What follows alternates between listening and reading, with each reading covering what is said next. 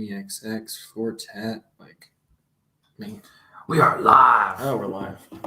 Hello. We're here talking about Quartet. We're talking about Radiohead remixes. You know, All about Quartet. just four white guys in a room talking about Radiohead remixes. If there were going to be four white guys in a room talking about Radiohead remixes, like I think this is the image that comes to mind. Yeah. On computers. On computers, yeah. All right. We're gonna go for the order. We'll go Seth and then you two. Put in what order? Andrew, you can go first, alphabetically. You ready, Seth? Alphabetically. I'm ready. Andrew Okay. before Michael. Andrew, Michael, Seth. There we go. Here we go. Oh, I thought I'm first. Yeah, you're Seth is first. Andrew, Michael. Yeah. We're only doing two of them alphabetically. That's Yeah, like, because Zach said Seth and then you guys, and I said, well, who Okay. goes first among us? Alphabetically. Yeah. We're doing it. Let's do All right, it. here we go. Yeah. In This is a great 3, stream. 2, 1. And welcome to episode 380 of Cinematary. I'm your host, Zach Dennis, and I am here with. Seth Troyer. Andrew Swafford. Michael O'Malley. And today's episode, we'll be doing movies that we saw this week in part 1 and in part 2. We will be kicking off our cinematic journey through the Bible with 2014's Noah. Snappy title. I A thought so. cinematic journey through Mm-hmm. the Bible. I thought the pitch title was the Bible movie, but good. Well, it was going to be Bible, comma, but good. But that would probably be offensive to some people. It's a- I mean, we're watching like Noah and then Life of Brian and That's stuff, true. so it's not like we're trying to. well, tread see, I lightly. forgot, and then last week, Jessica and I couldn't think of what it was about, so we'll get into that in part Yeah. two. We'll get into that part 2. But head over to cinematary.com. We got a big old review. I would recommend before. Man, So if you're gonna watch along, I would watch the movie Noah and then pause this podcast. pause this podcast right now.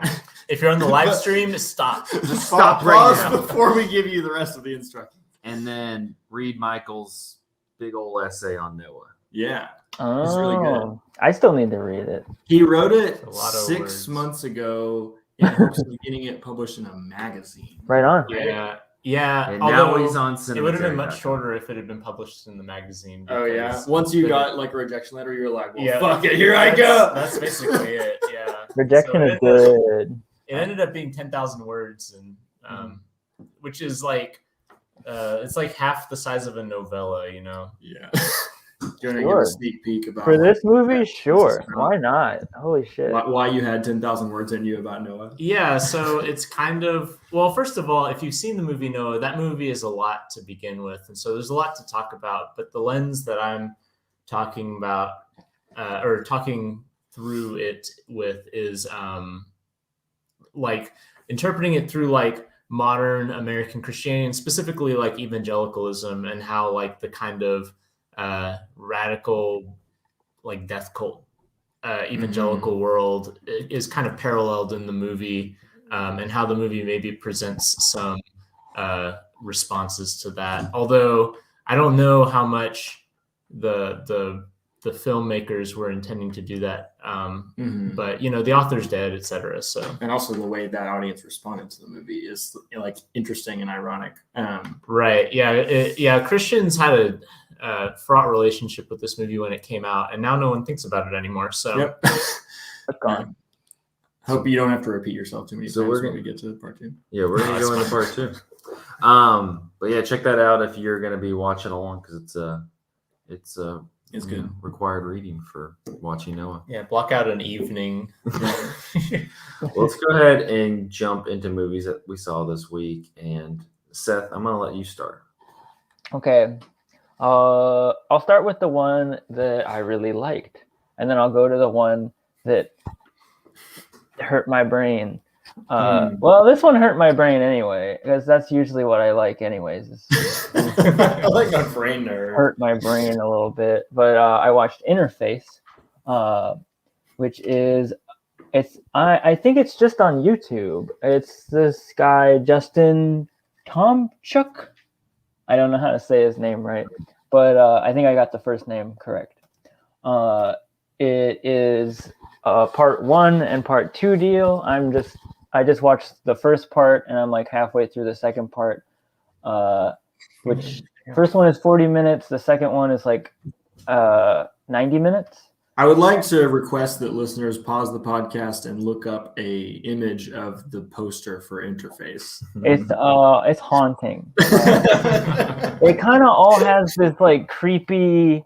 It's like shitty digital art, like cheap flash animation, but on like it has like an epic scale of like it's this intense story that begins like during World War II, and there's some sort of like Oh my gosh. Why am I not currently watching this? I don't know. There's an experiment everywhere that for they a did god. in World War II, apparently, where they were experimenting with teleportation, and they teleported a battleship to New York, and everyone on board got like basically got their DNA messed up and everything. And the event released some sort of, and I am definitely reaching here for a way of actually explaining this, but it released some sort of dark energy into the universe. So now everything's kind of displaced and fucked up, and it's the journey of one of two of the sailors that were on that ship in World War II.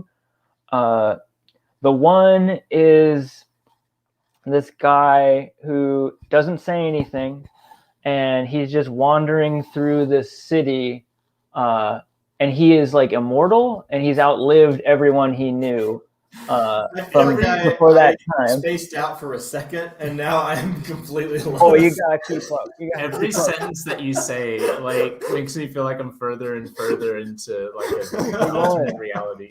So he's walking down the street, and then he meets another person who was on the ship with him, who has become a strange pink clown that can stretch his limbs and speaks in this horrible guttural tone. And the clown takes him on a journey by turning into various vehicles, starting with a bus. Podcast, Seth recapping the entirety of Interface. I know, and I still have a whole other part to do. I guess it was released initially as like little segments on the internet that this guy was doing, and now they're all compiled into these like really epic, intense, surreal David Lynch kind of movies. I don't know where it's all going. There's more It's still crazy in shit I could process? say. No, it's complete. I think Interface is complete, part 1 and part 2. But yeah, there's also like some kind of Japanese mech side plot. It's great. You have to watch it. It's just on YouTube.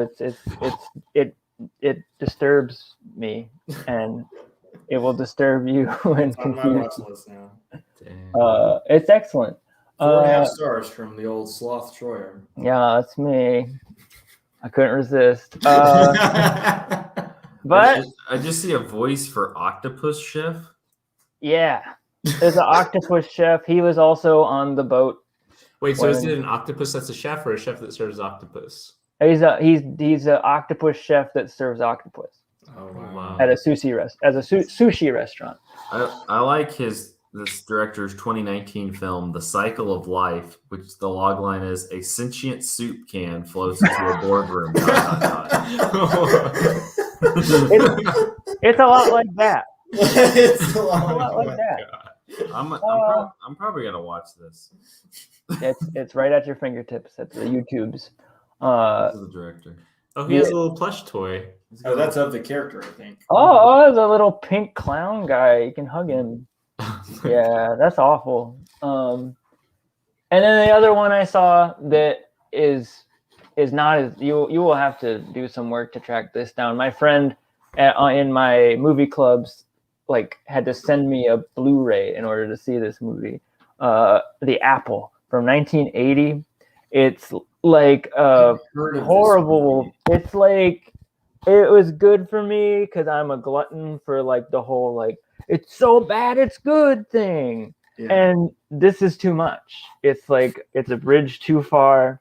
It's like a puritanical reverse version of Rocky Horror Picture. Like It's a big, actually puritanical, like sending the yeah. opposite message as Rocky Horror Picture Show. Yes, like Oh we are my supposed God. to empathize with the central squares that are trying to like navigate this horrible future world of 1994. By that the is way, the populated bell by curve for this movie on Letterboxd is fucking wild. It is like a straight line across. Oh yeah. Oh yeah, it's one of those. But yeah, they're the straight, like normal, really boring people live in this horrible. They're trying to navigate this world of like Rocky Horror Picture type disco trans gay people, and we're supposed to, like, the director is really framing it in a way that we're supposed to be like both enjoying these like villains who are literal demons from hell, and like it's like a dystopian world, but like instead of like you being like Tim Curry's really cool, I love how like intense and like I hate these square people. This is like framed in this, like, I think he was a Christian or something, and it's framed like we really want them to escape this awful dystopian world of disco and stuff in 1994. So is this a Garden of Eden movie that we should have had as the first movie in our Bible series? It is, because it's basically the two people at the center are Adam and Eve, and they have like a Peter, Paul, and Mary band that are just playing these awful folk songs, and everybody hates them and boos them off for the actual soundtrack of the movie, which is disco music. And it's all the music is horrible. It's the most canned, like, loser fucking disco music I've ever heard. And it all just goes off the rails at the end, and there are like deleted scenes apparently that would have made it make some sense. I read a lot about the director who did this, and apparently they've passed out like vinyl editions of the soundtrack for this movie when it came out at the premiere, and like 10 minutes into it, everyone was throwing the vinyl at the screen. And like after the screening, the director like threatened to kill himself by jumping off a balcony, and he was like screaming like, I can't be that wrong about this. I can't be that wrong about this. But it's a good example of one that's like he was absolutely wrong. And it does not become even like a Tommy Wiseau, Ed Wood kind of level. It is just like, it's just off. There's a Blu-ray, you say?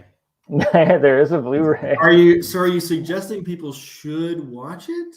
I don't know. Or... like you gotta be. It's like heavy. Like if you need that next step after you've gone through all of like the Ed Woods and like Tommy Wiseau stuff, like it's a bridge too far. If you're a glutton for punishment, this will punish you for sure. That's all I'll say about that. Damn. Gauntlet thrown down. Like I just went on a journey with both of those movies. Yeah, though Seth. I should not have started with Seth. It's been a long week. All right, Andrew, go. Oh man, this is not going to be like profoundly less strange than what Seth is talking about. But I watched Rosencrantz and Guildenstern Are Dead, which is a film adaptation of the play of the same name by Tom Stoppard, who has made several like mid-century American plays, including didn't he write the screenplay for Shakespeare in Love? Oh, I didn't know that. I don't quote me on that. Shakespeare in Love does not feel like his shtick at all. But anyways, I'll look for you. Rosencrantz and Guildenstern Are Dead is a retelling of Shakespeare. It's a retelling of Hamlet from the perspective of these two very tertiary side characters called Rosencrantz and Guildenstern.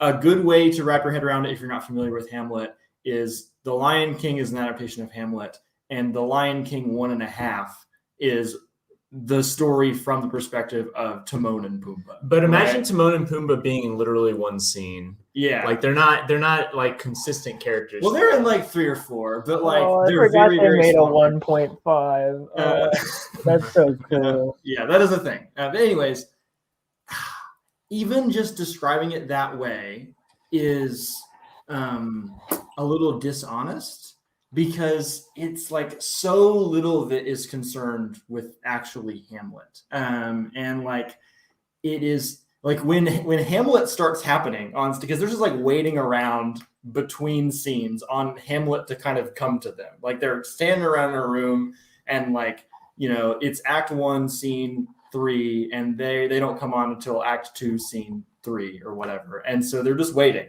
And every now and then, like the cast of Hamlet will walk through the room and do some of Hamlet and walk out.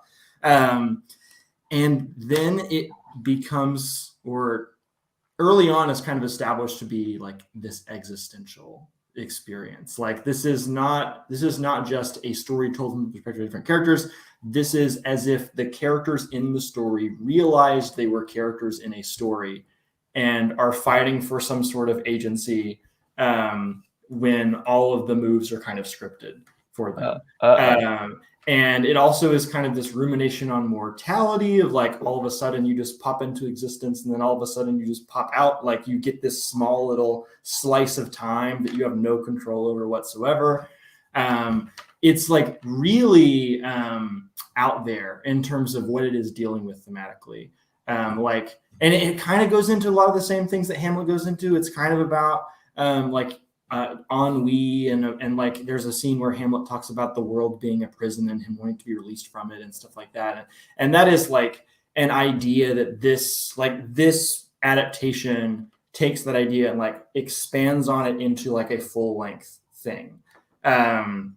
So it feels, I would almost argue that like the play is a better play than Hamlet.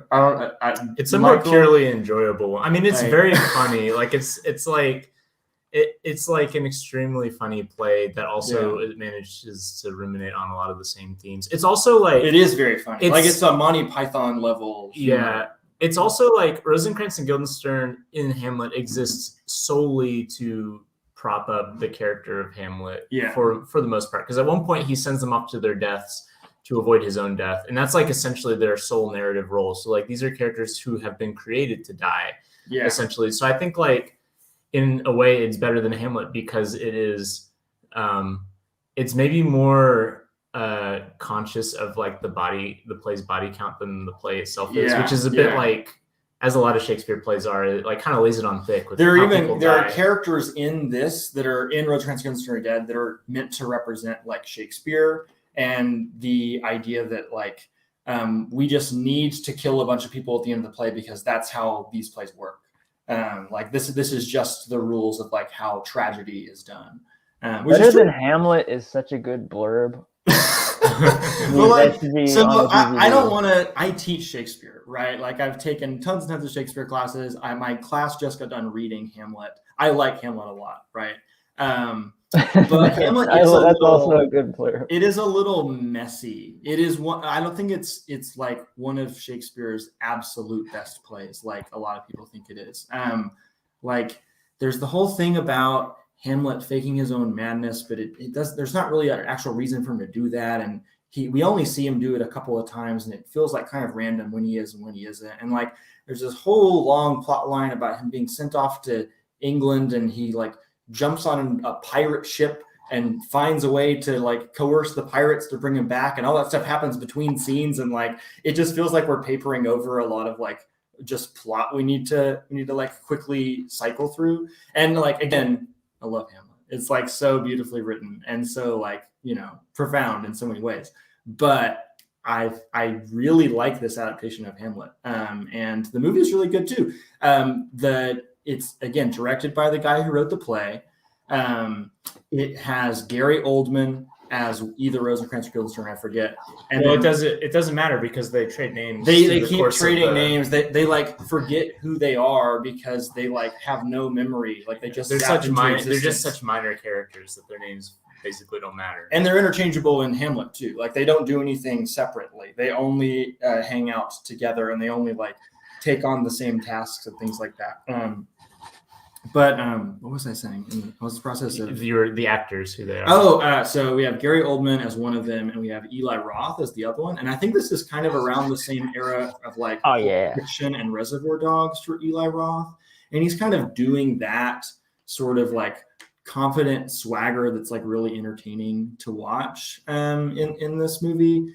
And then Gary Oldman as the other guy, like this is probably my favorite Gary Oldman performance. I feel like usually he's kind of stodgy or like in like really, really over the top roles. But here he's like very understated and hilarious in his understatement. Like he is what gets the most laughs, and it's usually because of like him not doing something or him making like a very small gesture. And like it's a very like it's an interesting way to generate comedy, but Gary Oldman specifically sells it really, really well. So I don't know. I mean, I think it's a great play, and I think that the movie is like adequately directed and excellently performed. So like if you want to experience this play that you're not going to probably go get to see on a stage anywhere, like you should watch it. It's really good. There you go. Knowing Hamlet is kind of required though. Like if you've never read or watched a Hamlet story, like you'll be lost. All right, Michael. I'm ready to take us out with a weird movie that's somehow the least weird movie. That So it's just real life. Yeah, I watched a movie called Real Life, which is an Albert Brooks movie.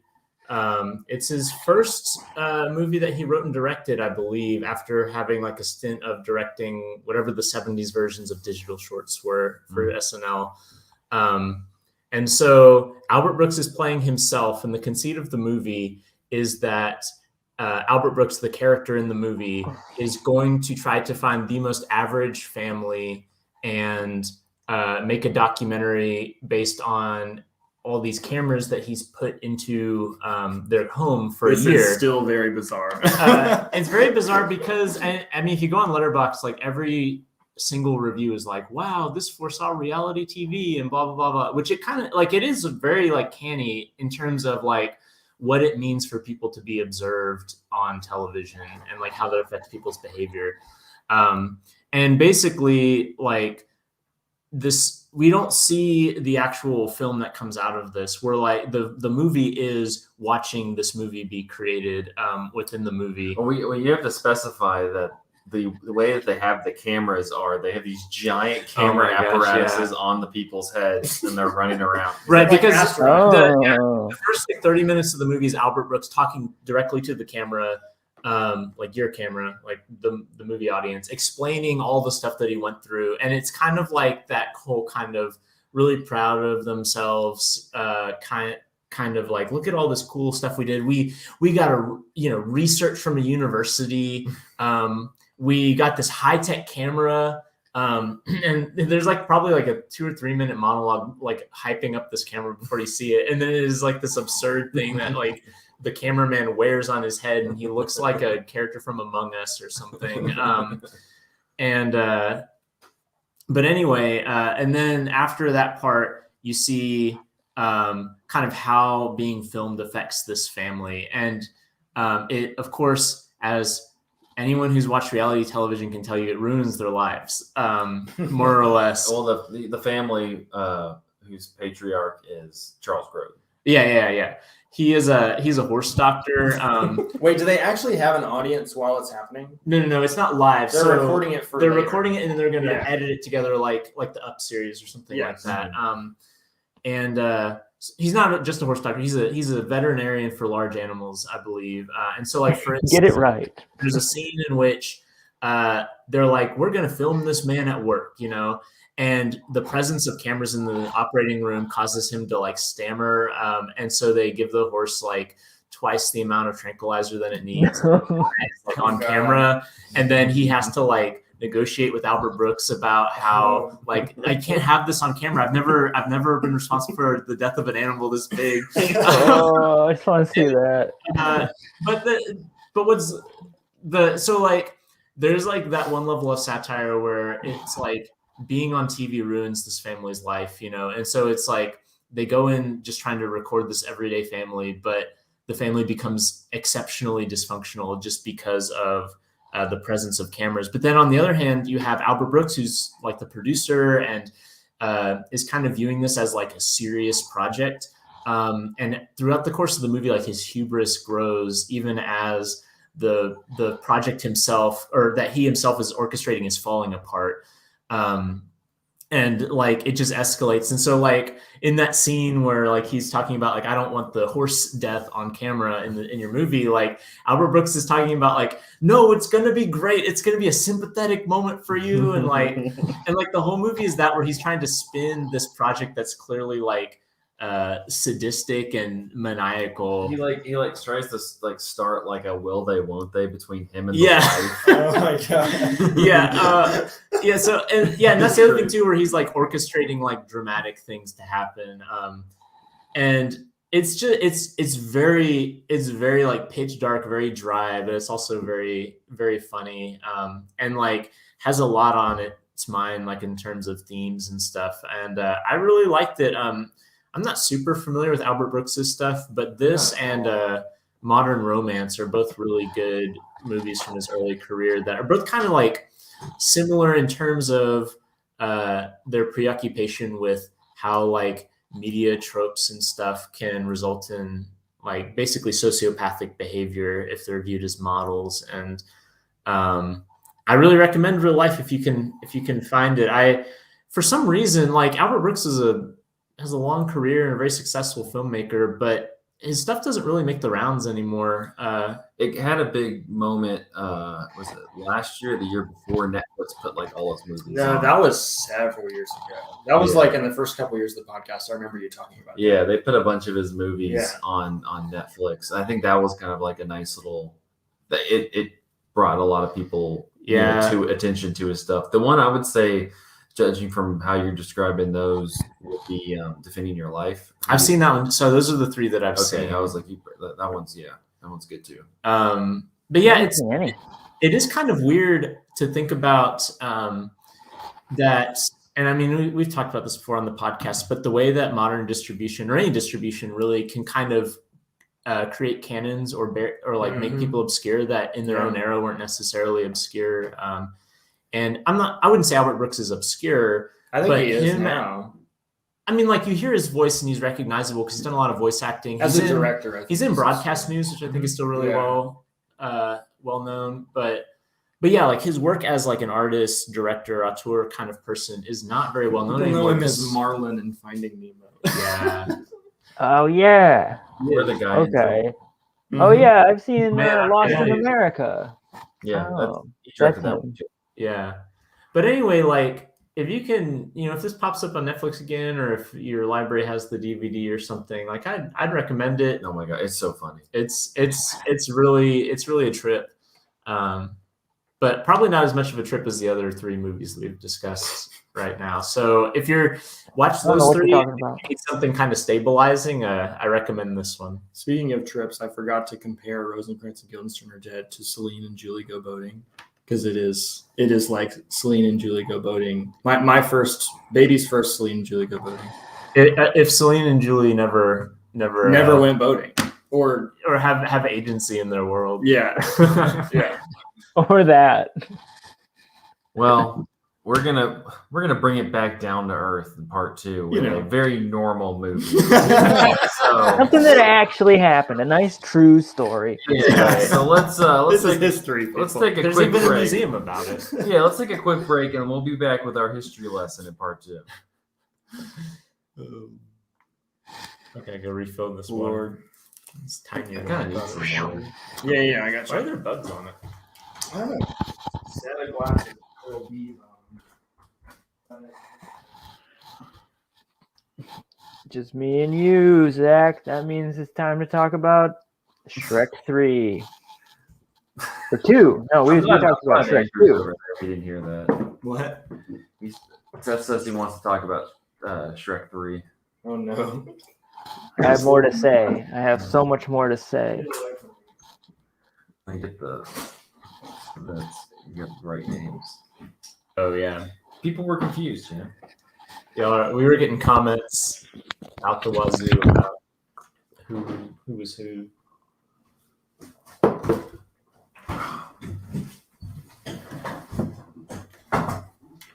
I don't know. All I know is I'm going to be watching Interface at some point. Maybe sounded wild. How long is Interface? Well, there's 2 parts, but I They said guess Seth was 40 only minutes and 90 recapping. minutes. 40 minutes and 90 minutes. That was That's just a part long one. He was time. just recapping, I guess, the 40-minute one.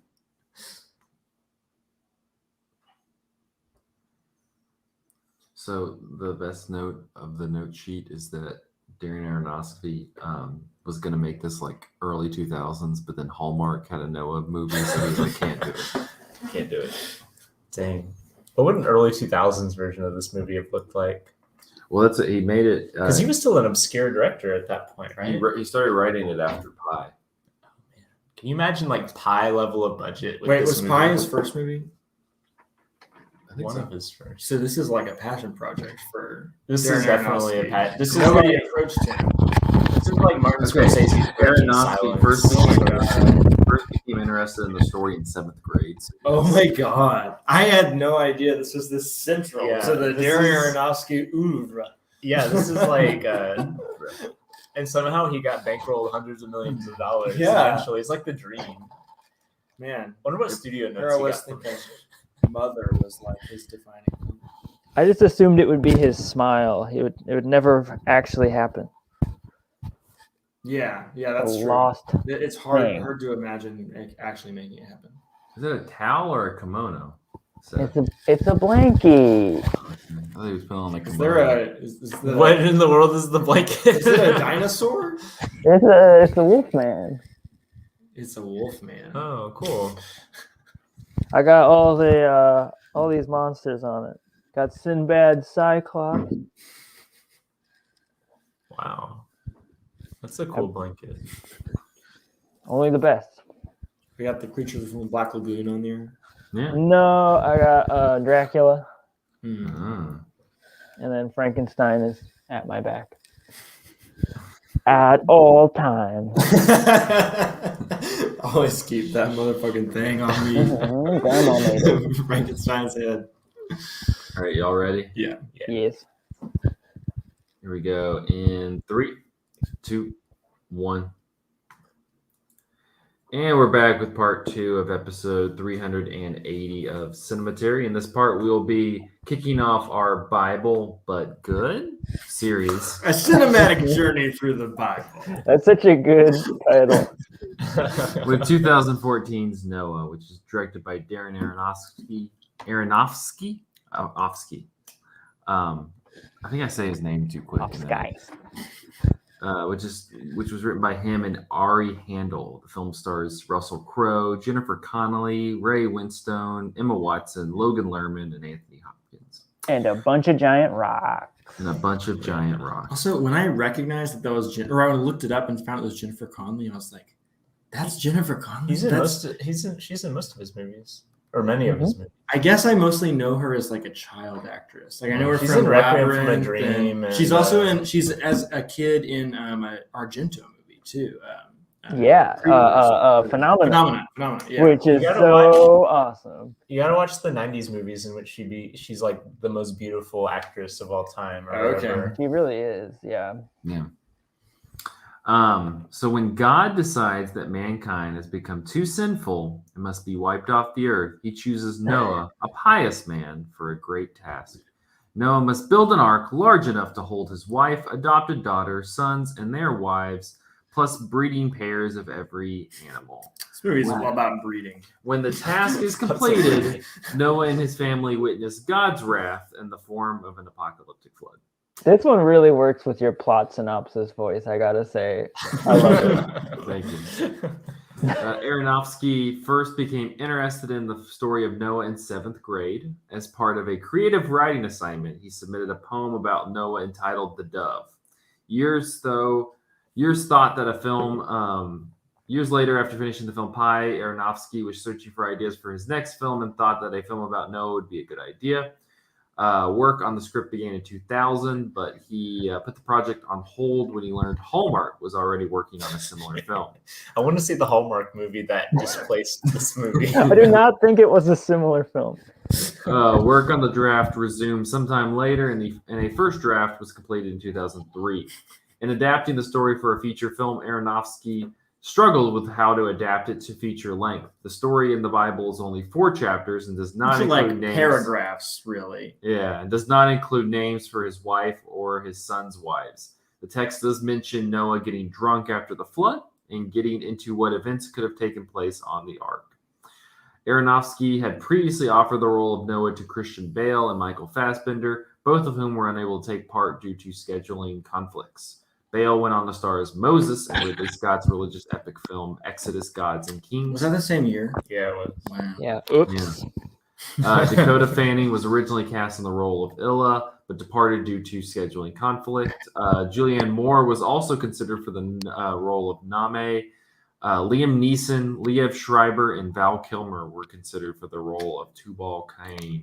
Man, I wish it was Liam Neeson. Right? Aronofsky reportedly wanted an actor, quote, with the grit and size to be convincing as he goes head-to-head against Crow's Noah character.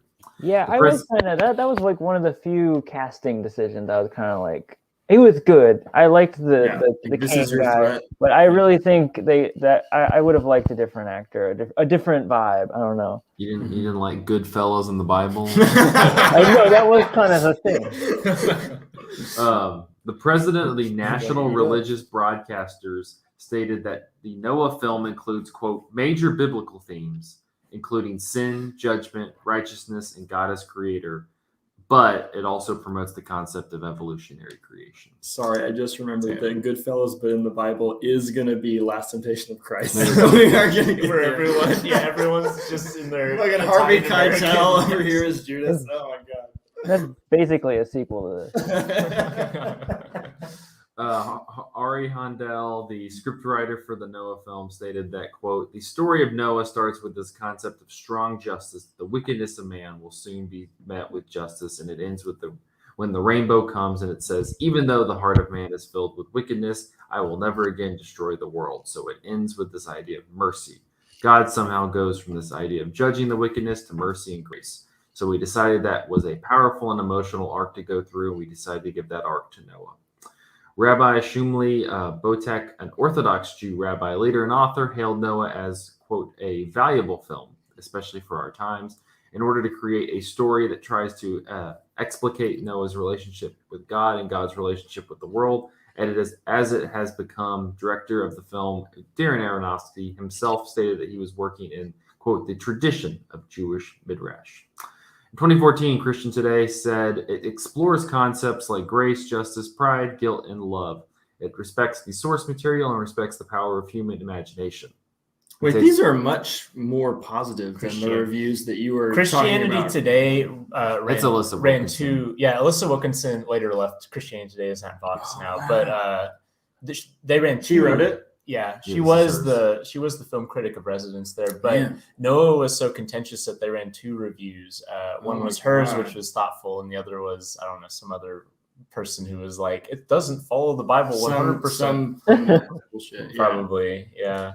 The New York Times said Noah is occasionally clumsy, ridiculous, and unconvincing, but it is almost never dull, and very little of it has the careful by-the-numbers quality that characterizes big studio action fantasy entertainment.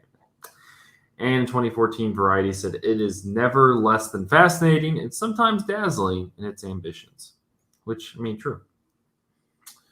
On that note, let's talk a little bit about Noah. Michael, I think you got to lead us off. Yeah. You literally wrote 10,000 words about this.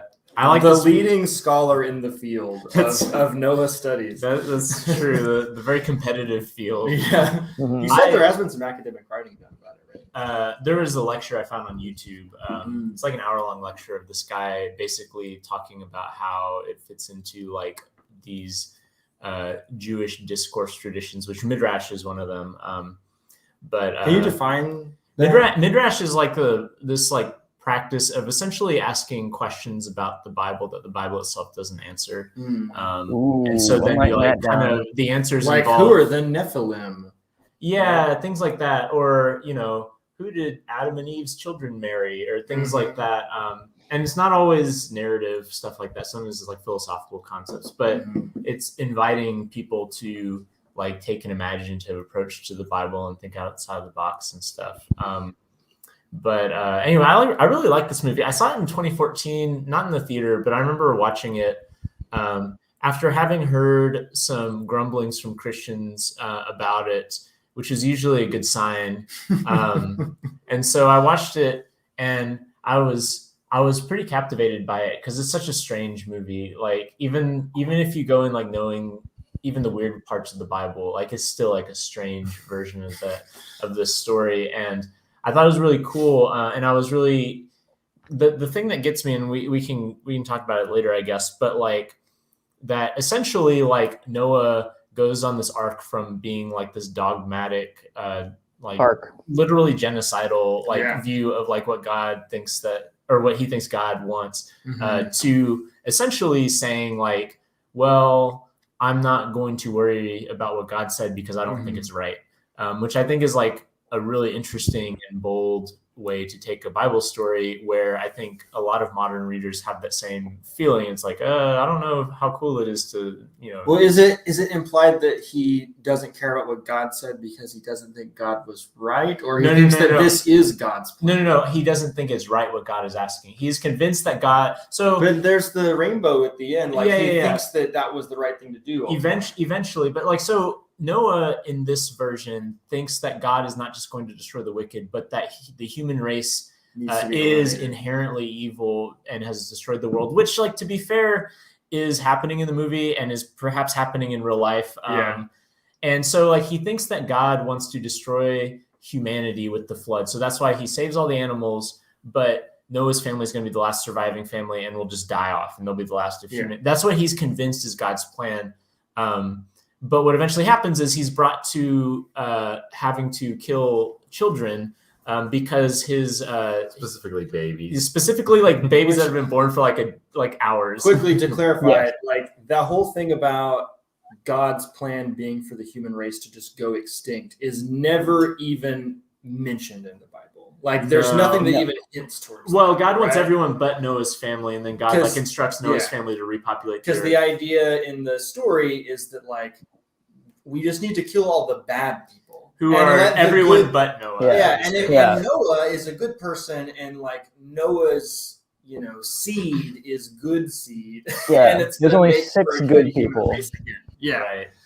Yeah, but so in the movie, like that's eventually revealed, I guess, to be God's plan. But I think it's basically like Noah is wrong about God's plan. And well, there's stuff in the movie too that kind of implies that that the whole like humans destroying society thing is still happening, because there's like the montages of like all the people fighting each other, and it has like modern soldiers and stuff like that in there. Yeah, which in the Bible is also what happens, because like immediately following the Noah's Ark story is the Tower of Babel, in which like humanity is like again taken with like this destructive hubris, and then God has to smite them again. So anyway, like the Bible's weird and interesting. And like I was so captivated by this movie because so many Bible movies are not engaging the Bible. What they're doing is like adapting the Bible in the way that like people might like, fans might adapt like a Harry Potter book or something like that, where they have this like they think a certain crowd wants to see it. Right. And very few movies are engaging with the ideas in the Bible.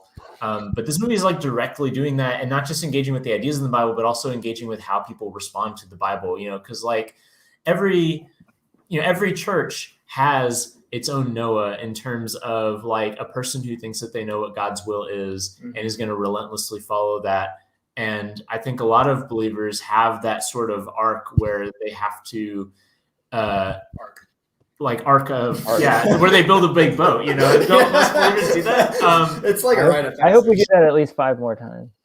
But most believers have this journey where they think that they know what the will of God is, either because they've been told by someone else, or they think that they've read it in the Bible or something like that. And eventually you have to come to a point of you have to come to grips with either, 1, I'm going to diverge from what I think God wants me to do, or 2, I'm going to pursue it to its logical conclusion, which usually involves like harming people on some level. And this is a movie that's like directly engaging with that, because that's like the trajectory of Noah's character. And so I just thought it was really cool on that level. It's also just like a cool, interesting movie because Marvel and like some movies will trot out every once in a while, like we got this really interesting, cool director to direct our movie, and then you'll watch it and be like, there's like maybe a few hints of like the interesting director there. Chloe But- Zhao.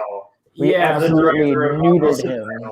But this is like one of the few like hundreds of millions of dollar budget blockbusters that feels like they just let this guy go and do it. Like it's he just still does his. Thinking about the But state it of still this right now, adequately like, you know feels that like a Barry blockbuster. Jenkins is doing the second live action Lion King movie. Yeah. There's a second. Is it Lion King 1.5? I have no idea. I wish. Oh, I hope that's what it God. does. But like, do you think that Barry Jenkins of all people can actually put his like stamp on a blockbuster, or is the machine too strong? I don't know, but Darren Aronofsky got his stamp. He did. Yeah, Definitively. he's really in there. But it's still. I love that he is not. I expected a lot, even stranger, to be honest. I expected like no block. Like it still has this like blockbuster bombast. If anything, I was like expecting him to go like right for like they speak in some like ancient Hebrew language with all subtitled, and part of me kind of wanted that. Like part of me wanted it to be like English or something. right, like slow cinema, like intense, like how they would actually do this, but and like accurate to the times. Which I heard him talking in interviews about it a lot, where he says that it needed to be updated in the way that like a Cecil B. DeMille would update the Ten Commandments, and like there are obvious inaccuracies but it like, because like he even I heard him reference that like the women characters, like at least from what we can gather, because we are talking about like this like amorphous, strange time in the past, like even biblically, like it's a little amorphous. That like women would of course like not be like hardly involved like in the decision making. There's the conversation we had about what they do in this movie. Have babies.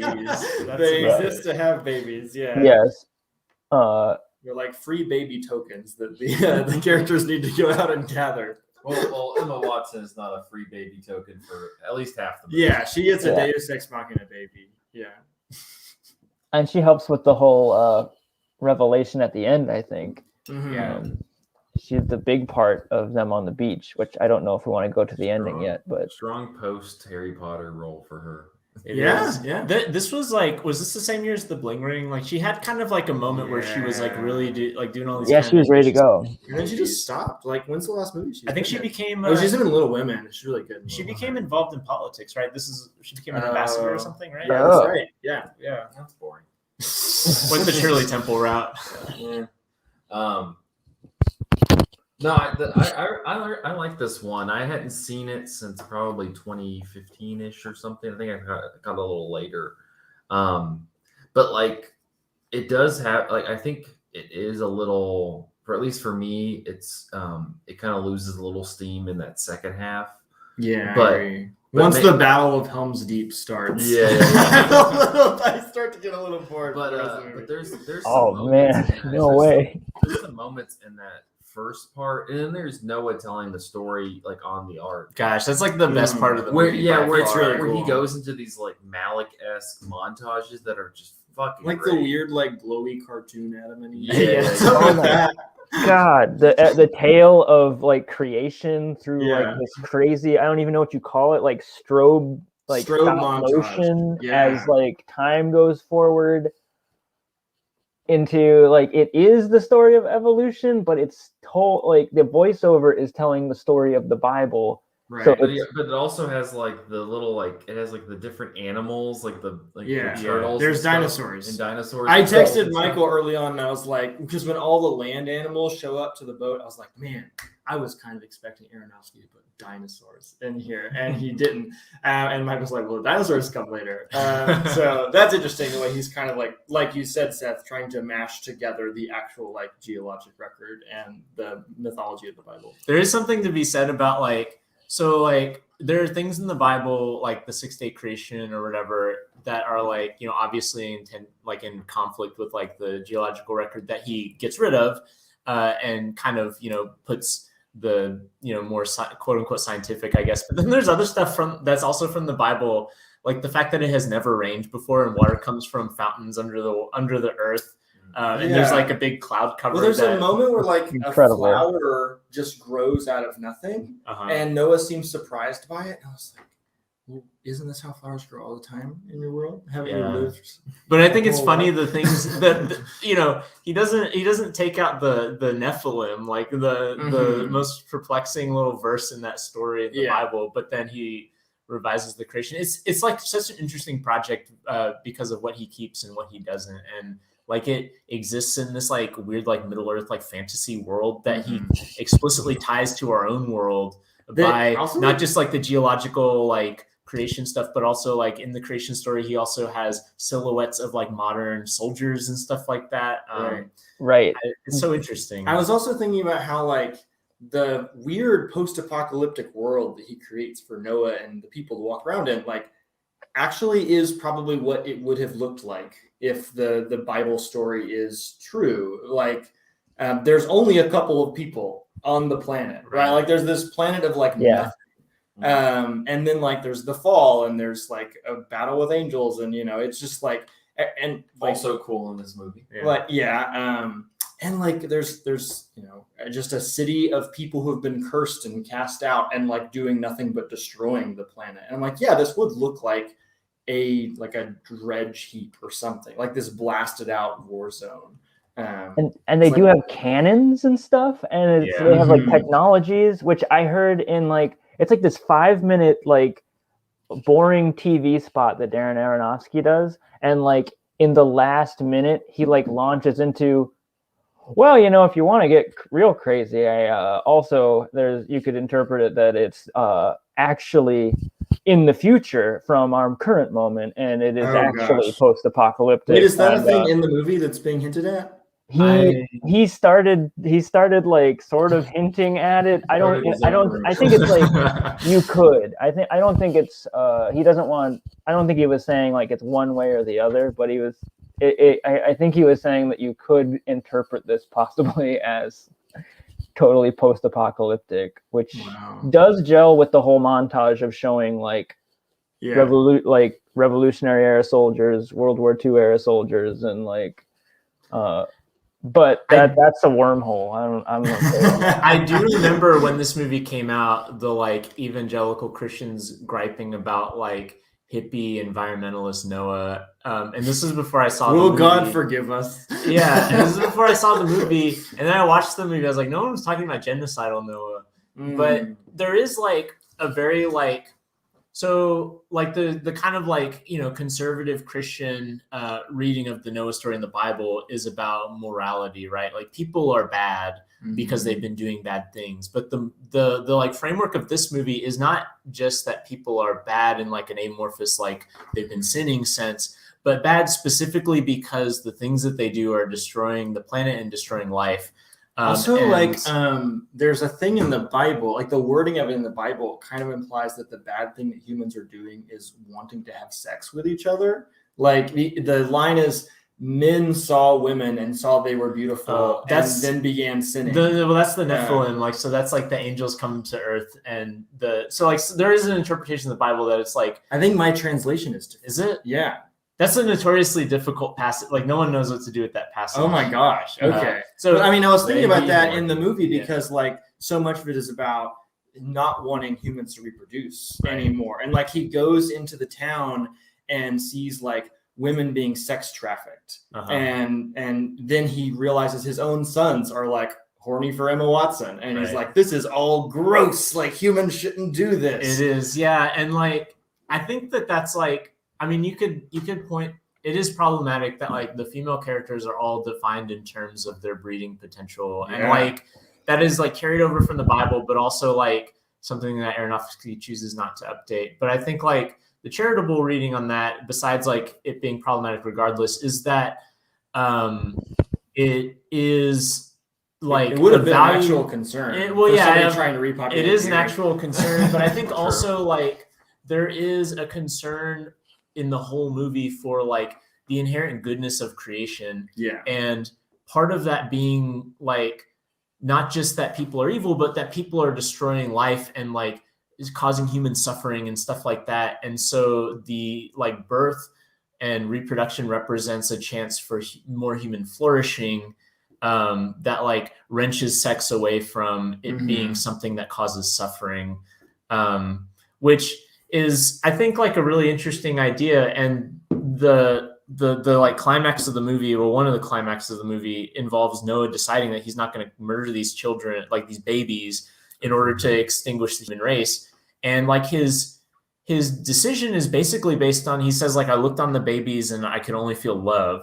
And so I think that like that's a real big ethos in the movie, is this idea that if you truly love, if you truly value life and creation, you have to understand like the interconnectedness and interdependence of all, like of all of life, right? So like to simply eradicate humans from the earth in the ethos of the movie wouldn't like truly be following like this ethos of valuing flourishing and valuing life, the creation being good, right? Because God created people, and so people have an inherent worth, as well as like the rest of creation. And so the decision to not snuff out the human race doesn't come out of some sort of edict of like, well, God told me that humans can't exist anymore. It comes from this, you can't deny, like Noah can't deny the fact that he loves like living and he loves life. And it is interesting though that like the God of Genesis like decides that he regrets making humans so many times. Like it's like, was I actually good? I don't know. I probably shouldn't have done that. What I thought was so interesting about that like epiphany by the end is that, and it is all just from the characters' mouths. God is silent the entire movie. Yeah, there is true. We do get the like big rainbow at the end that like apparently, like I guess that means we did it right? But I mean, as the way Emma Watson, you wouldn't actually necessarily know it if you saw it, right? Right, yeah. And the way Emma Watson talks, she like sort of is the one who slants Noah in this way, by having an interpretation of the situation that they're in, which is like having an interpretation of God's, like the way we have to interpret God's word, the way that like people can only, the way that it all goes back to choice in the Garden of Eden, that it's all up to, he could have made it all perfect forever, but instead he doesn't. He gives the choice if you, for man to make the choice. Man, you would think the pro-life people would like this, right? Right. Yeah, I mean, never wanting to kill a baby. Sure. Yeah. Which, he leaves it up to humanity to choose whether or not humanity is worthwhile. Because he has made up his mind in a way, is like, convince me or something, which is an interesting interpretation and a good thing to tell yourself. Yeah, it's like the judge in the court, like, wait, I want to see where this is going. Yeah. Well, no, it's the convince me meme, the guy with the change my mind. Yeah, humans should change my mind. That's what this is. Humanity should be wiped out, and it's like, okay, let's do this. I'll let you go. I do think it's like really, I don't know, like I do think like as like difficult it is to navigate that's like the way that like women are tied to reproduction and the way that like God's will is tied to like breeding and that sort of thing. Like I think that like this movie presents like the best possible way of like the best possible alternate universe of like the pro-life movement, because like one of the things that's maddening about the pro-life movement is that they should care about environmentalism. It's tied, yes, but it's tied. It's a tool. It's a tool of the conservative political machine to oppress people. Whereas like this movie adopts like a truly holistic view of like life being valued, which means that you have to care about the environment, which means that you should care about like industry and capitalism destroying not just human life but animal life as well. There's a thread in this movie that's also in the Bible, though not nearly as pronounced, but where Noah and his family are vegetarians and they believe that it's wrong to kill an animal to eat it, or I guess just to kill an animal at all. That's even like part of it too, like vegetarianism and being like vegan is pro-life, right, in the movie. And I think that there is something like aspirational about that, in the sense of like to be pro-life in this way means to be committed to the interdependence of all life with itself, and not just be on this like psychotic.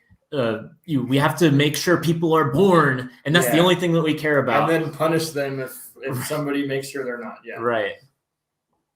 Yeah, I couldn't help but really be so enamored with how everything works on like from a Christian perspective. Because I grew up in an evangelical, like very biblical literalist family, and I couldn't help but think about like my mom watching this or something. Yeah.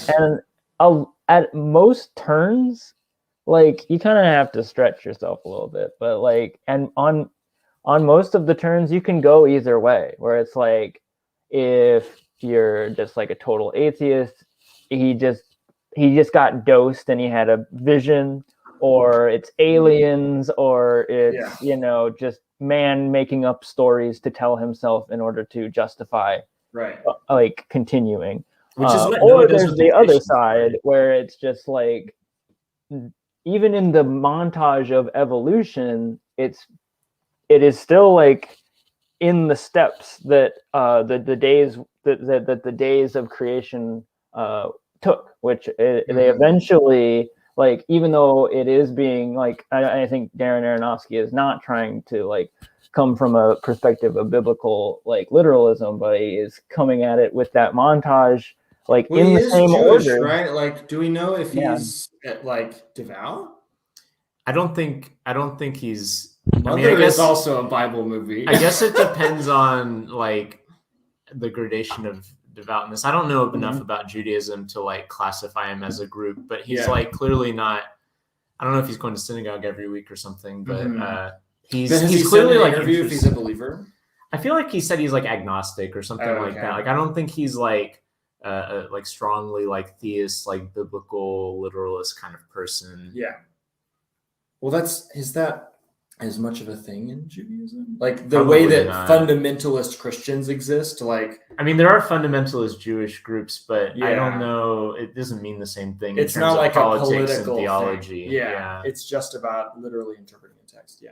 Yeah, less loaded about the whole 7 days thing, for instance, or something. So I think this is a good lead into this series, because it's a movie that engages with biblical stories, but as we've described, in a much more like cinematically interesting way. Or maybe a more honest way too. Or more honest way.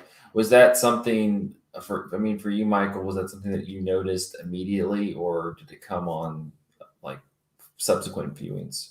You mean when I first saw the movie? Did you see it in theaters? No, I saw it. I caught it at home, but I had remembered hearing about it when it was at theaters, and I think it came out like I was in grad school. There was some reason why like I wasn't seeing a ton of movies in theaters at the time. Have you watched this movie with your family? No, my family has watched. I remember my family watching the movie. I was like, "Ooh, what'd you think?" And they gave some sort of like uninteresting thing. It was like, "Oh, it was interesting" or something. And I'd have to sit down and watch it with them and see. Because I don't know if I said this earlier, but I grew up evangelical as well, and my family is still like in that world or whatever. And so I mean, that's why like if you go read my review, like it is drenched in the lens of like having like left evangelicalism and kind of being anguished about just the cult of maniacs that is American evangelicalism. But yeah, like I think like that was one of the things that drew me to the movie in the first place, was that it is a movie that was doing interesting things with the Bible. Because there's so few movies that do that. Like so few movies give themselves permission to do interesting things with the Bible. And so I think that was something that just like stuck out to me when I first saw this, was like, oh wow, there's something going on here, because it is not simply like treating the Bible, dealing with the Bible with kids' gloves, right? It's like actually getting down and like, if not challenging the Bible, then like at least taking the Bible seriously enough to try to fill in the gaps. To try to fill in the gaps and to try to say like bold things about that story, rather than simply regurgitating the like sanitized version of the story. Which also, though, one of the things I think is very funny about this movie is a lot of the weird stuff is just directly from the Bible, and a lot of the like stuff that's troubling to people, like for instance, like Noah after the flood just being completely like faithless and demoralized is actually in the Bible. And I do think it's like kind of funny, like it is funny, like when you could have made a biblical literalist version of this story and it still would have been pretty weird. And obviously that's not entirely what this movie is, but it does like take the Bible as a whole and includes all the weird tensions in it. And I really respect that, because the Bible is such an interesting and weird text, and there's so much stuff, and there's so much stuff in there, and there's so much different things in it.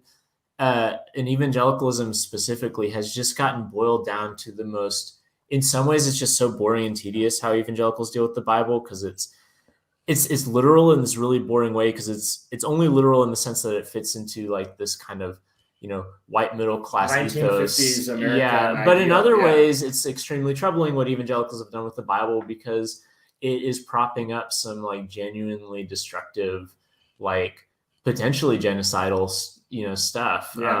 And so to see a movie take that to task and deal with the Bible seriously, but also not in a way that just feels like I'm back at about a church. You talked in your review a little bit about the movie kind of accusing modern Christians of being genocidal, or of like falling in line with fascism or something, like with the Tubal Cain thing. Yeah. How do you connect those dots in the movie? Like what? Because I don't know if I fully understand that. So I don't know if the movie itself isn't like I don't know if I go to like Aronofsky and Handel and it'll be like, you were writing about evangelicals, weren't you? I don't know if they would have just said yes. Like, I don't know. He maybe doesn't even think about evangelicals. I don't know.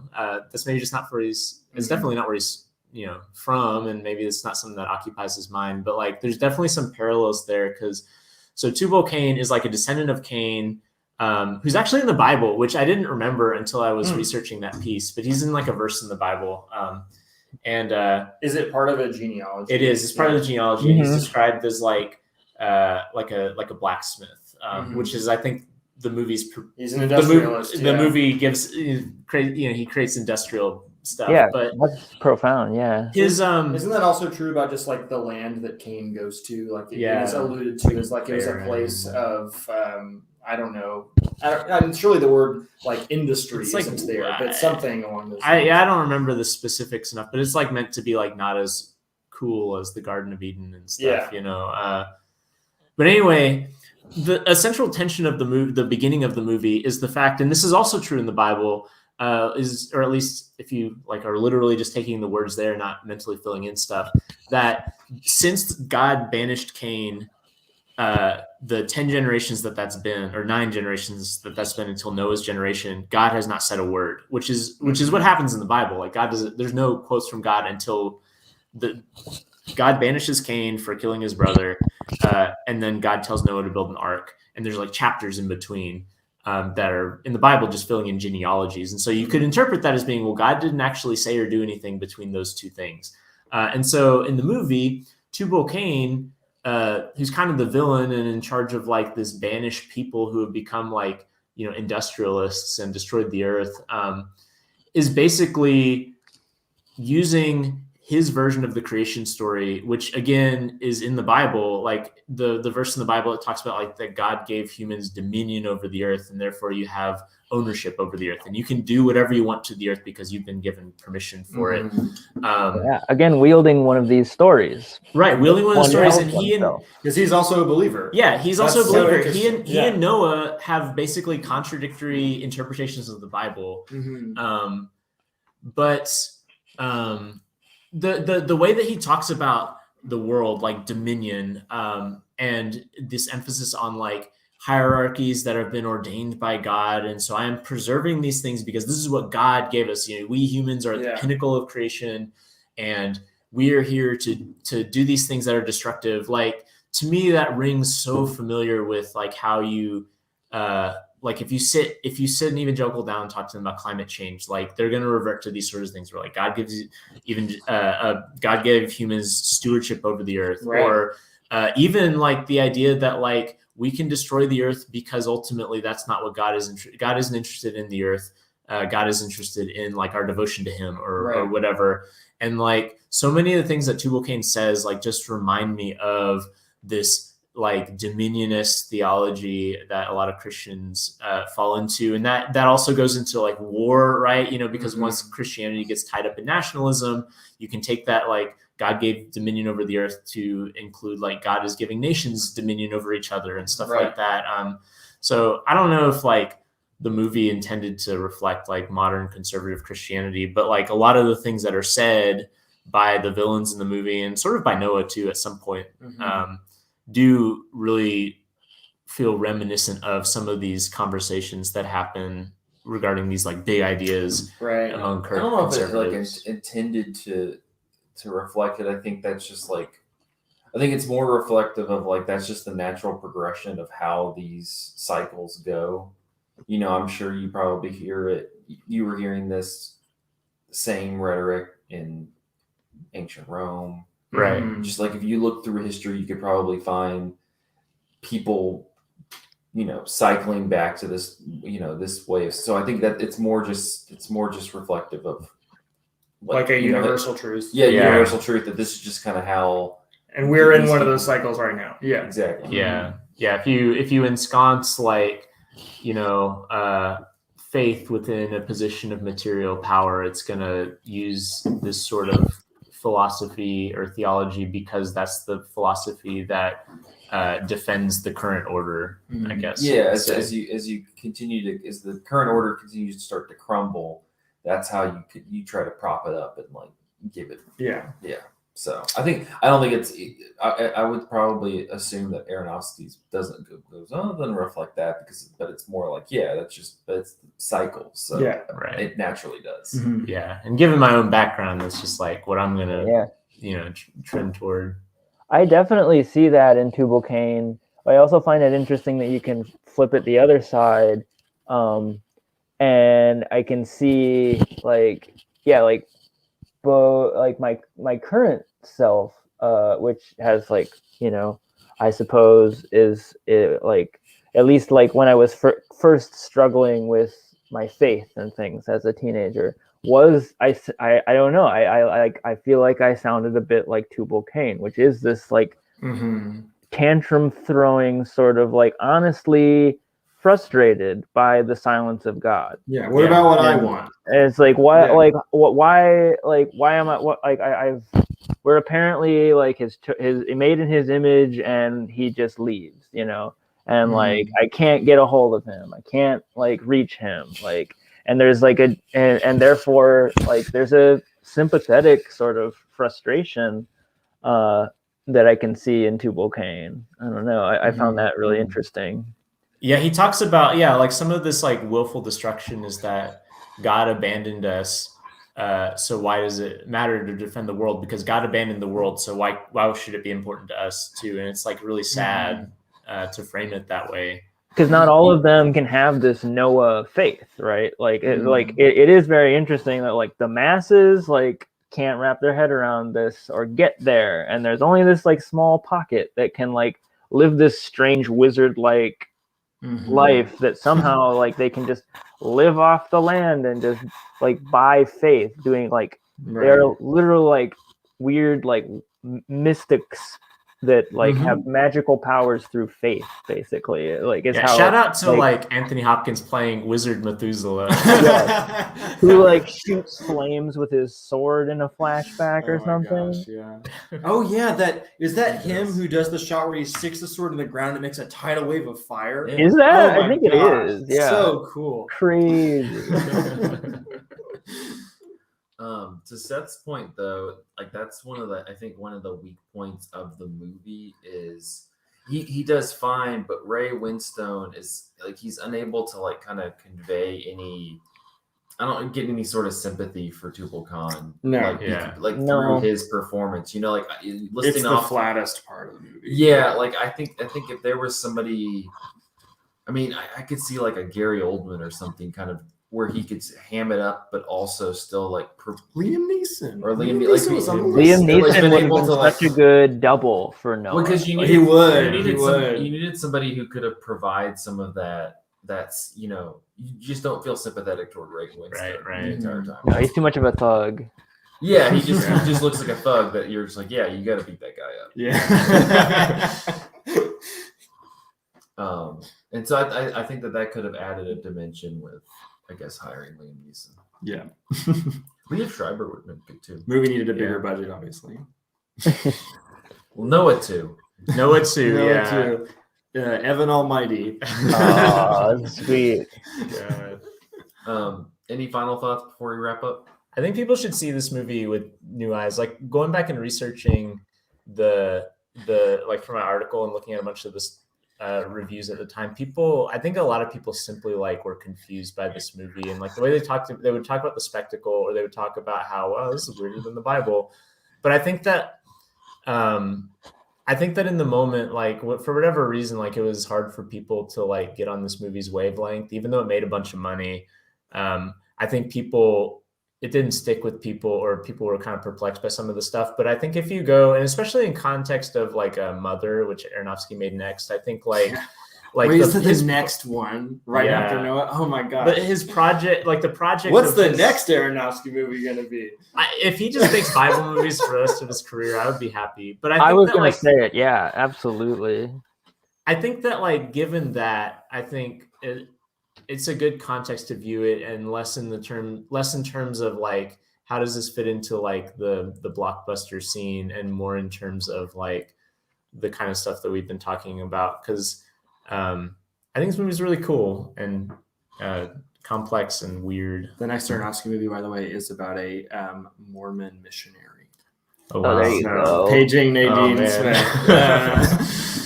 I found it interesting that I this is on Wikipedia. It might be a lie, but it was they had to Russell Crowe and his friend during shooting went out on like kayaking, and they had to be like, they got lost and they had to get rescued by a Coast Guard. And also the other one was they had to halt production because of a hurricane. It's amazing.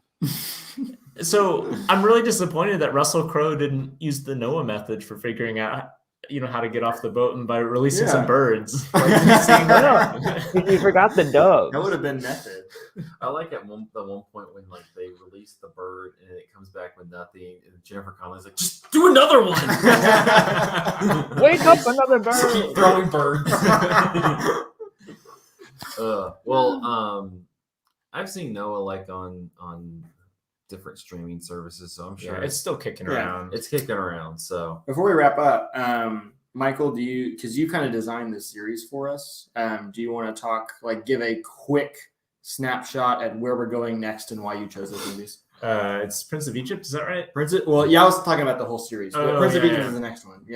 Yeah. So I mean, like I said earlier, like there's so few movies, because most movies are made to cater to the kind of devout audience that bristles at, like, tough questions being asked of the Bible. And as a result, like there aren't that many good Bible movies. Like there's like the famous ones that are fine, like the Ten Commandments is fine and stuff like that. But like movies that are like good as movies and not just as we're turning the Bible into spectacle. And so I thought it would be fun to try to find those movies. And so the next one's Prince of Egypt, which I have not seen in a while, but is a good movie that I think takes probably a much more narratively conventional story and actually I think makes it really good. It's and is beloved by people who love the story. It managed to straddle that line. And then we have the Gospel according to St. Matthew, which is Jesus movie, Rossellini, who is like Rossellini or Pasolini? Those are both directors, right? It's Pasolini. Excuse me. But that's like a movie that's made from like, I mean, that dude was a communist, right? Yeah. So like, it's hell yeah, as was Jesus, baby. As was Jesus. So it's a movie I've not seen, but and I'm gay interested in the like perspective Jesus. of that. And then Last Temptation of Christ is kind of like the the original like OG, like we're gonna make the Christians mad. The with heretical film. Although that said, like I mean, Martin Scorsese is a believer and like a Yeah. devout Catholic himself. And then lastly is Life of Brian, which is I think more dealing with the concept of Jesus more so Yeah. than like actually adapting the life of Jesus. But like I think all of these movies are interesting because they ask tough questions of the Bible and take the Bible not just on its own terms in terms of like the tradition, but actually are engaging with like what does the tradition tell us about this and how does that square with like the kinds of questions that a modern viewer might ask. So I'm excited. Yeah. Me too. Me Well, we'll have those coming up with, like we said, Prince of Egypt next week. So, well, that will wrap up this episode of Cinematary. You can find us on Facebook at facebook.com/Cinematary and on Twitter and Instagram at handle @Cinematary. If you'd like to support the podcast and our writing, go over to patreon.com/Cinematary. Thank you to our patrons, Cam, Chad Newsom, Corey Willingham, Harry Eskin, Candace Sisson, Ron Hayes, Tyler Chandler, and Whitney Rio Ross. Thank you so much for your patronage and keep an eye on your email so we can get more Patreon picks in the future. Yes. You don't have to make it a whole series like we did last time, but it's we appreciate it. Mhm. Like I said, next week, Prince of Egypt. So we'll see you then. Thanks for listening. Right. Bye-bye. So we're not doing Last Temptation? We are. Yeah, Oh, he's yeah.